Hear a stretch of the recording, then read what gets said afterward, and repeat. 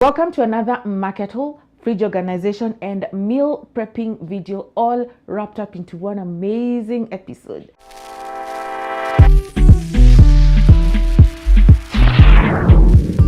Just to let you know, I did this market haul back in May.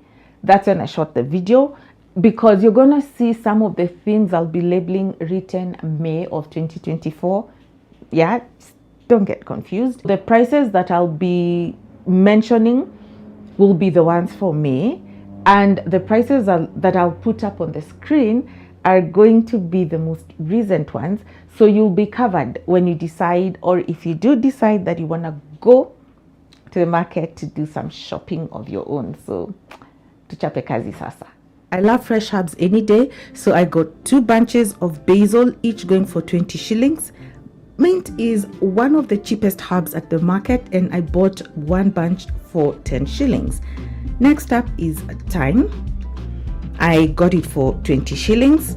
Rosemary is also another quite cheap herb, and I got it for 10 shillings per bunch. All this dania was only 50 bob. Imagine that. Quite a lot of it, right? 50 bob for the white radish. I bought 1 kg celery for 100 shillings. Pineapples were being sold at 80 shillings. So for the 3, I paid 240. So 80 times 3.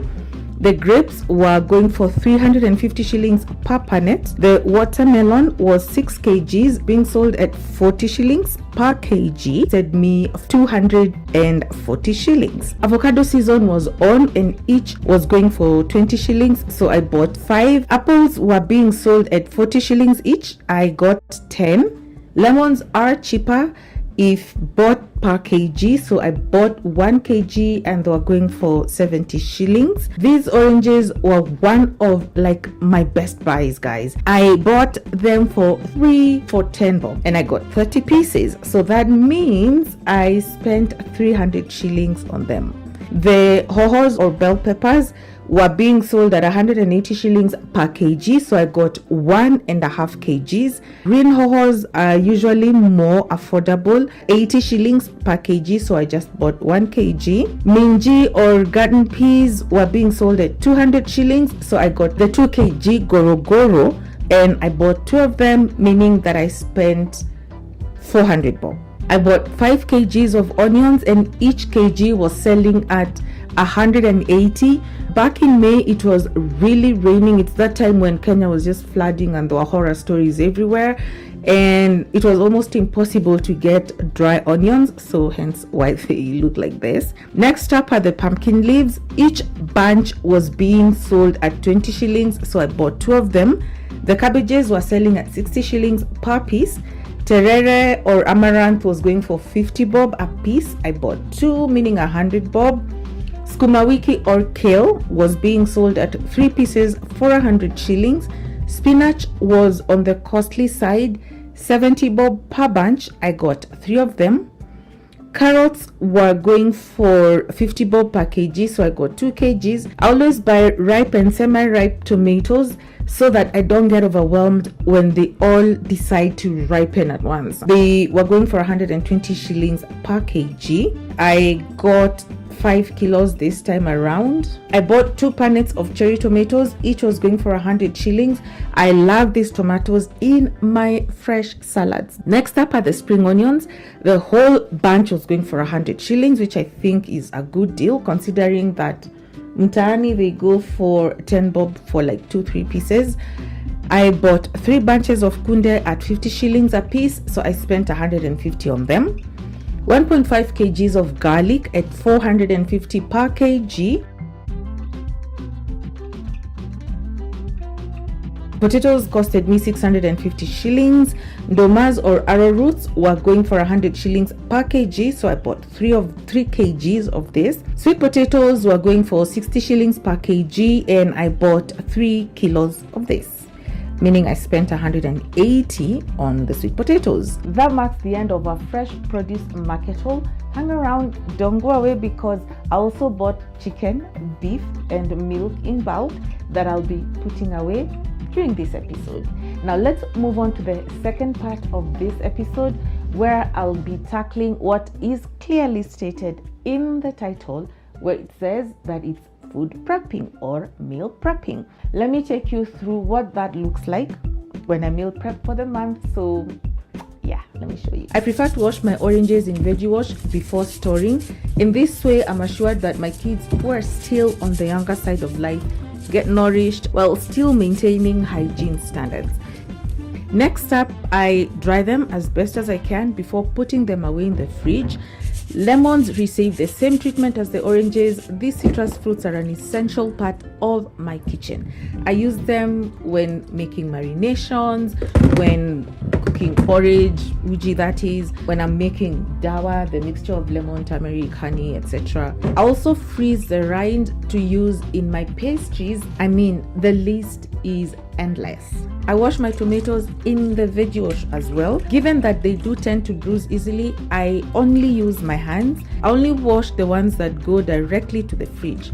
Then set aside the bruised ones like this one here, which happened during transportation. Yeah, you can see it's got some mark on it. So I make sure that I use it fast before it begins to rot. My advice: only store tomatoes that are really ripe because their natural sugars are well developed. The semi-ripe ones are stored just as they are and washed when they need to be refrigerated. Please be on the lookout for my future videos where I will share how I prepare tomatoes into ketchup, ready to use tomato curry. Apples can take a bit of brush cleaning, so I use just enough pressure to ensure that I dislodge any dirt without necessarily bruising them. I usually store them in this container that has a lid because of the ethylene gas that they produce, which can cause other fruits to ripen much faster than they should. Hohos or bell peppers require a bit of TLC. They do tend to bruise very easily.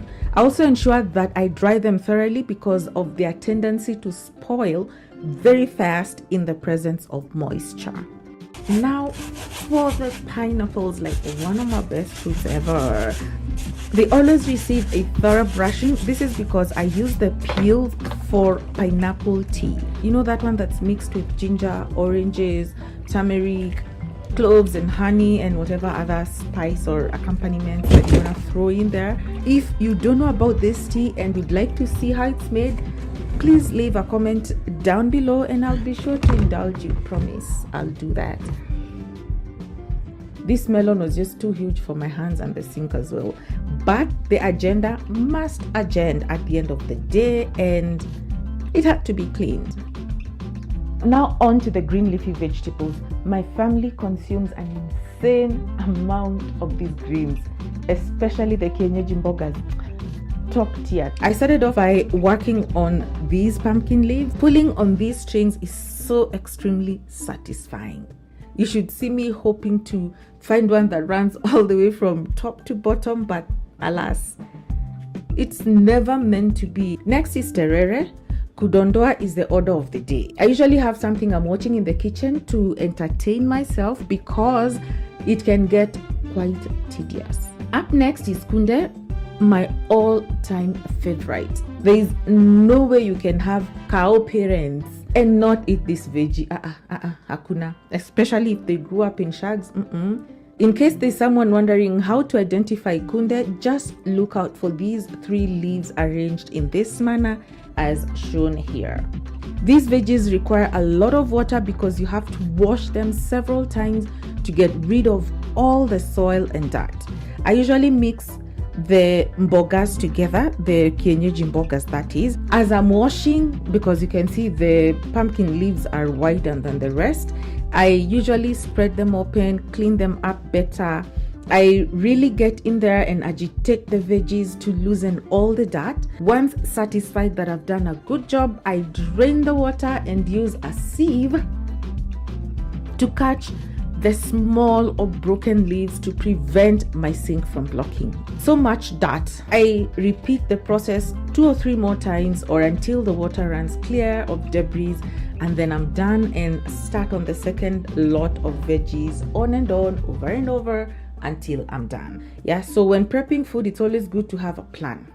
Okay, mine was to cluster the prepping into foods that require a similar method of working on them. Okay, what I mean is I started with the fruits, and tomatoes because all I had to do was wash and wipe dry. Next was foods that require washing and steaming or blanching. That's why I'm washing the ngwashes and the ndomas immediately after the leafy veggies so that I can move to the cooking part at the same time. I did the steaming in my electric pressure cooker by placing the trivet or the steaming rack at the bottom and then adding a cup of water to the bottom and placing the ngwashes inside. The pressure cooker does such an amazing job for me. As in, I highly recommend you get yourself one if you haven't already done so. I actually sell these electric pressure cookers. I've got dealership agreements with various leading companies. So hit me up to support my biashara. I'll appreciate it. So I set it to 30 minutes. I also put some in the NutriCook electric pressure cooker to make sure that the work moved a little bit faster. I left the pressure cookers to do their thing and moved on to the next task. The water for blanching the veggies had already boiled. I usually add baking soda to ensure that the color remains a vibrant green. You can also use the traditional mushereka if you have it. So basically, once you add the veggies, the water temperature drops. Then after 2 minutes, it will come back up to a boil. Give them a minute and then pull them out into the cold water to stop the cooking process. You really want them to be this vibrant green color. I squeeze out as much water as I possibly can.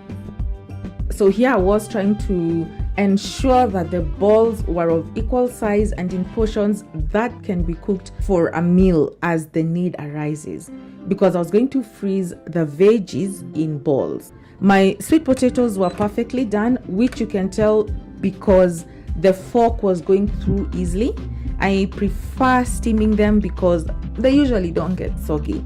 After finishing up with the ngwashes, I moved on to the ndomas. I steamed them for 20 minutes because they cook faster than the ngwashes, in my opinion. And when it comes to storage, I store them together because in my house, people do tend to eat the two together as a snack. I prefer to store them in Ziploc bags because they don't take up too much space. When someone wants them as a snack, just take whatever number of pieces you need, throw in the microwave, voila, snack is ready. Guess what? My watermelon broke. It rolled from the countertop and smashed down. At all, like, Aki, look at how it broke. Stew. Anywho, I decided to follow the naturally occurring fault lines by breaking it off using my hands. I couldn't resist taking a bite, and let's just say phenomenal. I love it.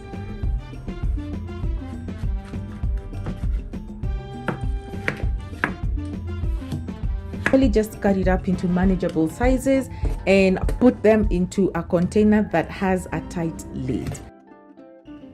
I put them away in the fridge to be enjoyed at whatever pace my family wishes. I cling wrap the remaining piece to ensure that it doesn't dry out and then store it in the fridge as well. Now on to my next tedious task, which is shelling of the minji or the garden peas. Once I'm done, I usually wash them and put them in a Ziploc bag and store in the freezer while raw. I don't steam or blanch them. When I need to cook them, I just throw them the required amount direct from freezer to pot, no thawing. Up next, carrots. There are many ways of storing them. I start by washing them clean and placing them on a wire rack, and once dry, I put them in a Ziploc bag with a kitchen towel, which will help in keeping the carrots dry. When stored this way, the carrots can even last for more than a month in the fridge. Try it and tell me how it goes. I worked on the leeks next. They usually have a lot of soil on them and in between the layers. So I usually chop them into small tiny bits. My brother was a huge help to me because the work moved twice as fast with his help. He's a certified chef, by the way. That's why he didn't mind being in the kitchen with me the whole day. And the next. Yep. Yeah, I guess you can clearly see what I mean when I say that they hold a lot of soil. I wash them several times as I pour out the dirty water until it runs clear.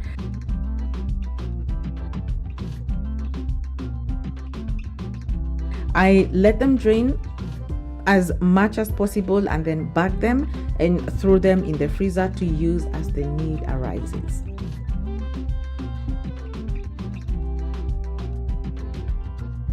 I also like to prep my onions.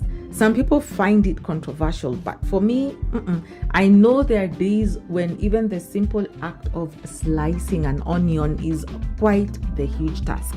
On such days, I imagine peeling them, washing, and then dicing or slicing, and I just can't. So I prefer to have some ready at hand just to get going. And plus the Ziploc bags are airtight. The onion smell doesn't permeate throughout the fridge.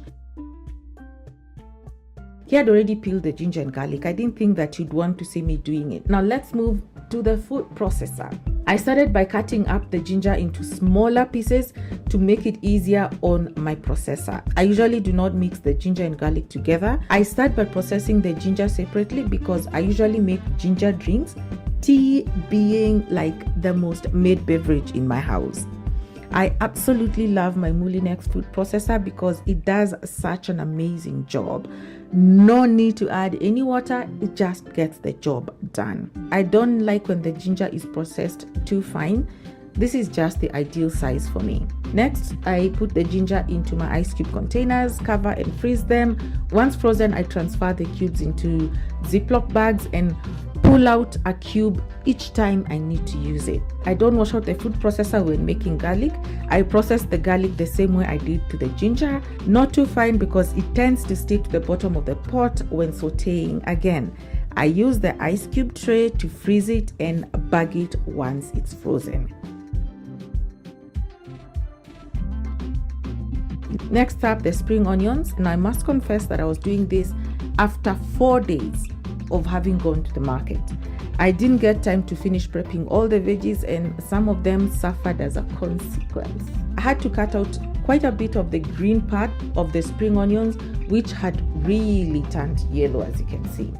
Even with our best efforts, life does happen, and I was now salvaging what I could. Here I am. I must say I did a good job. I washed them clean, dried them, and chopped them, as you can see.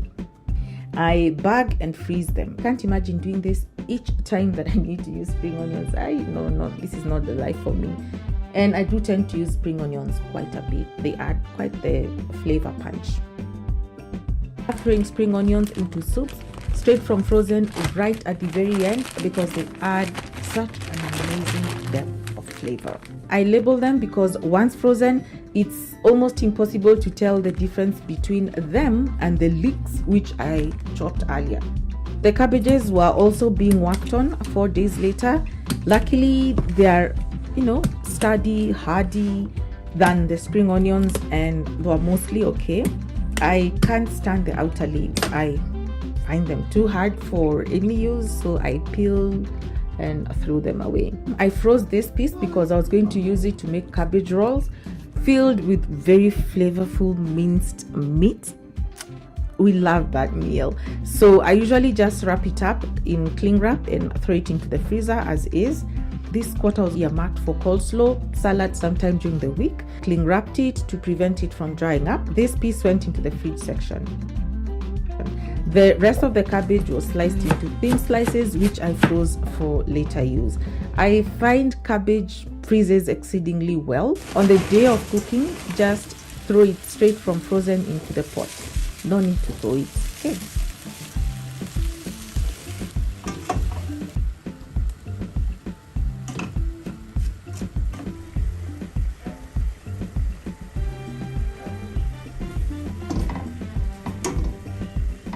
This is still the 4th day and I'm bagging the frozen green vegetables. I froze them individually in a single layer. This ensures that they don't end up clumping in one big mass.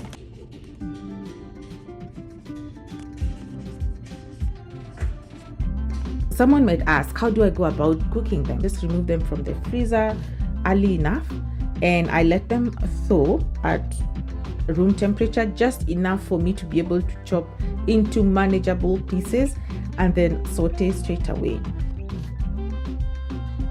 My celery, well, it's also looking very sad because this is 4 days later, and all I did was wrap it up in aluminum foil and put it in the fridge.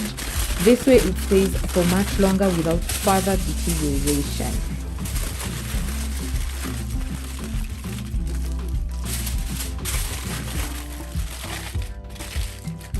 The danias fared much better than I thought they would, so I rolled them up in kitchen paper to keep them from getting soggy in the fridge. I put them in a Ziploc bag and then into the crisper drawer. They usually stay for up to 2 weeks when stored this way. Let me introduce you to yet another food prep that I do, the mirepoix. It's a mixture of carrots, celery, and onions. It's used a lot in the French cuisine as a base for the stews, and I've come to love it so much. So the ratio that I love to have my mixture in is 50% onions, and the remaining 25% goes into the carrots and the celery. I usually just eyeball it. It's not that serious. Feel free to play around with the ratios to suit your needs if this is something you'd like to do. I try as much as possible to dice everything more or less the same size. I freeze this mixture and pull it out when making stews like beef, chicken, or even cabbage sometimes. Do you guys love ATM milk? I'm curious. I usually buy it in batches of 5 liters, boil it in this big sufuria or pot, and leave it to cool down before storing it in the fridge, as you'll see later when I start arranging the fridge. I moved on to the chicken after finishing up with the veggie prepping. I bought 10 pieces of chicken which had a bit of dry skin condition going on because of staying open in the fridge for 2 days. Haijaribika ni ngozi tu imekauka, looks very leathery. This is a good enough time to tell you that if you're not subscribed yet, go ahead and do so, because I will be dropping in my next video how I went ahead and prepped the chicken into the following different formulations. On the left and at the bottom is an Asian inspired chicken marinade, all thighs by the way. On top of it is the chicken curry marinade. I also made jack chicken, which you can see me labeling on the side there. I also made lemon herb chicken marinade, and this one that could only be described by the ingredients added into it. This marination had thyme, ginger, garlic, paprika, curry powder, and their wings. Quite the mouthful. Yeah, I wasn't done because I made chicken schnitzel and kebabs, as well as chicken donuts. What's not to love here, guys? Tell me. Do not miss out. Ensure that you subscribe and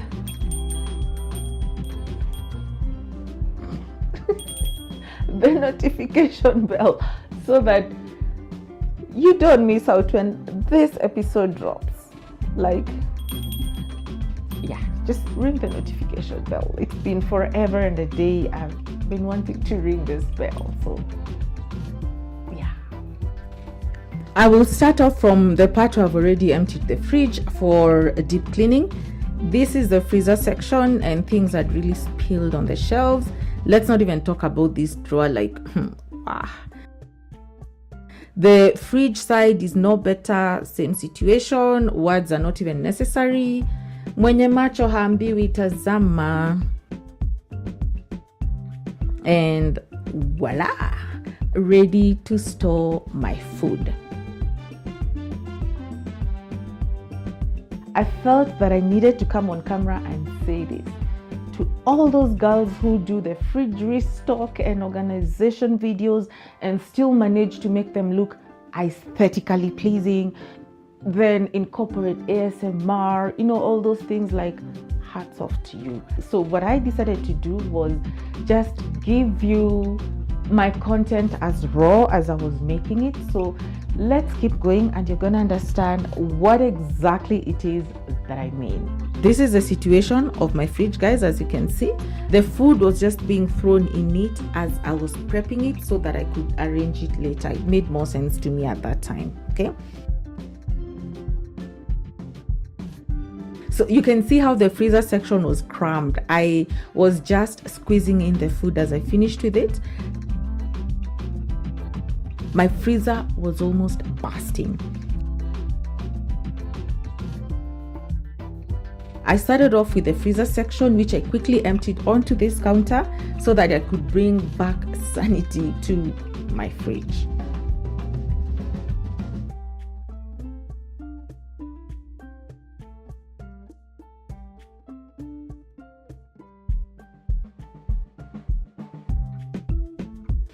First in were the cabbages that I chopped. Next was the mirepoix and kienyeji veggies, leeks, spring onions, and the plain onion that I diced earlier.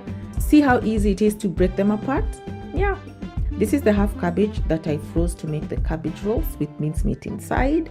And so that was my vegetable shelf. Next shelf was for the chicken. I started off with the Asian inspired chicken, then the kebabs, schnitzel, jack chicken, and the curry chicken.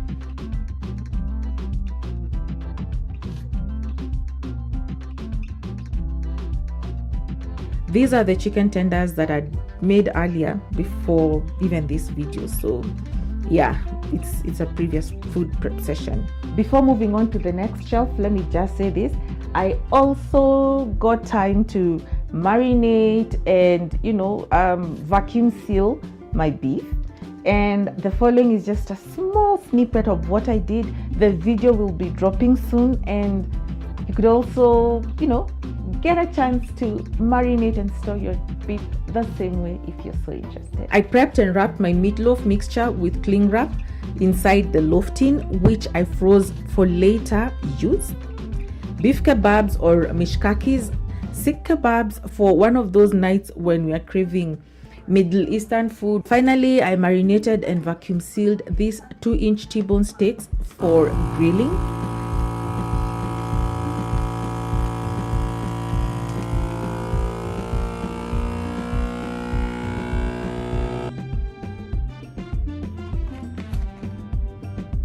And now that you're up to speed, let's move on to the next shelf.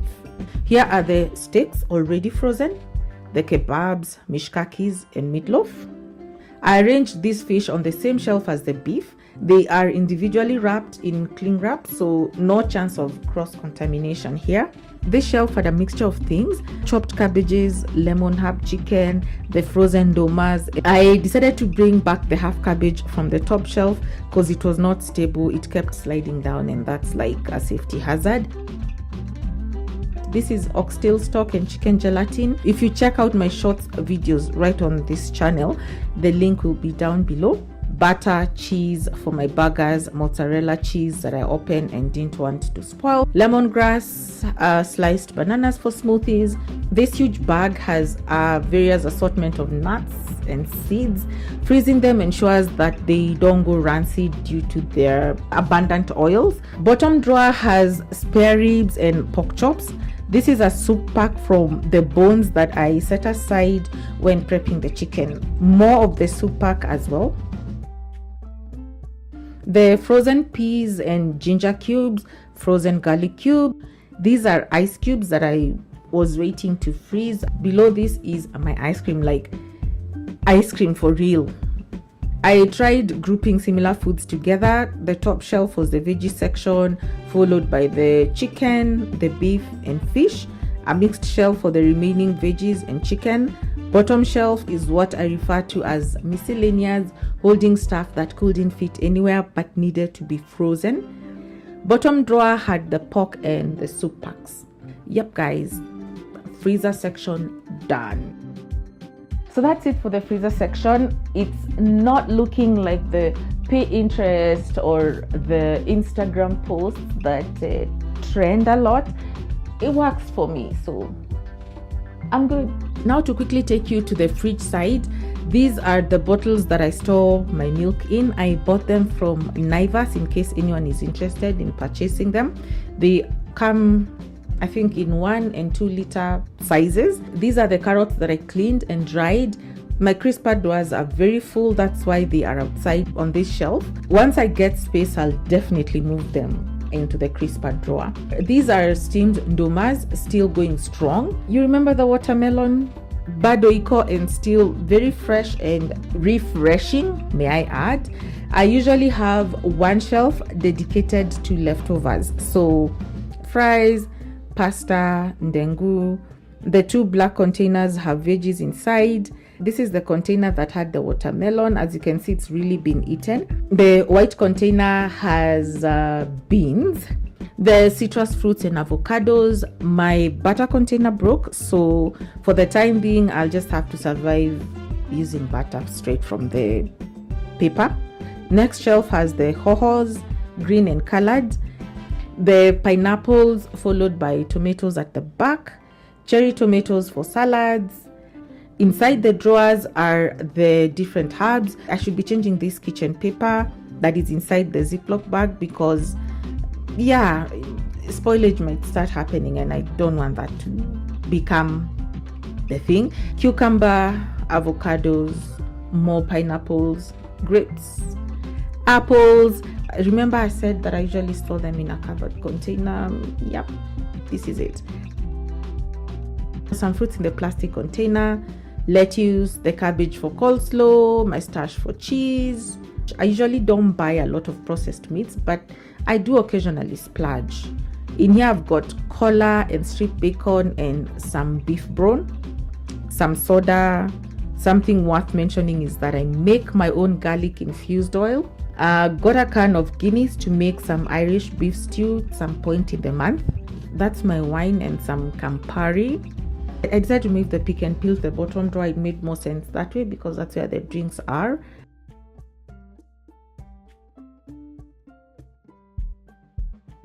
These sauces are for different applications. I buy here and there. The fridge was sweating because it was a hot day and it had stayed open for so long. I needed to hurry up and shut it. If you're a natural hair girly, you must be knowing about this. My clove infused water for spraying on my hair. It does work miracles. I am a testament to that. I keep it in the fridge to make it stay fresh for longer. The top shelf has some bit of yogurt that was remaining from an earlier purchase, which I do acknowledge I need to replenish for the kids. I also had sour cream and whipping cream. Finally, here is my fridge in totality. I arranged it as best as I could, keeping it very, very practical. I've never recorded the process before, and all I can say is this: recording this whole process is not for the faint-hearted. I don't know how people do it. Until next time, guys, subscribe, ring the notification bell, and be on the lookout for more of the same content. Cheers.